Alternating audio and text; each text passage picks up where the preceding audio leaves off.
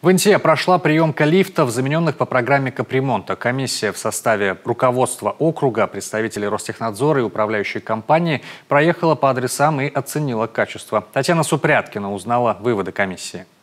Аукцион по замене лифтового оборудования выиграла подрядная организация «Щербинский лифтостроительный завод». Сумма работ по контракту на 3 объекта составила 5 миллионов 550 тысяч рублей.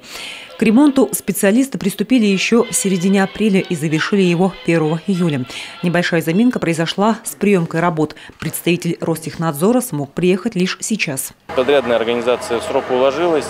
Единственное, что Ростехнадзор смог приехать не сразу.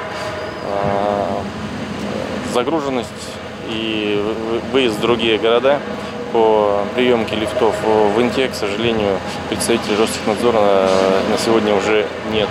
Установленные новые лифтовые кабины отличаются высокой прочностью, износостойкостью, современным привлекательным дизайном, совершенной системой безопасности. Полностью проверяется состояние машинного помещения, освещение, наличие посторонних предметов, сам монтаж щитов, монтаж оборудования, как выполнен.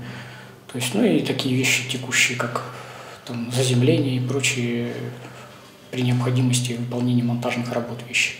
Кабины оборудованы накладными светильниками со светодиодным освещением, стальными круглыми поручнями, модулем управления из полированной стали и кнопками со шрифтом Брайля, а также зеркалами. По всем 3 объектам приемка работ прошла успешно. Лифты уже запущены в эксплуатацию. Татьяна Супряткина, Ольга Доценко, Данил Макаров, телеканал Юрган, Инта.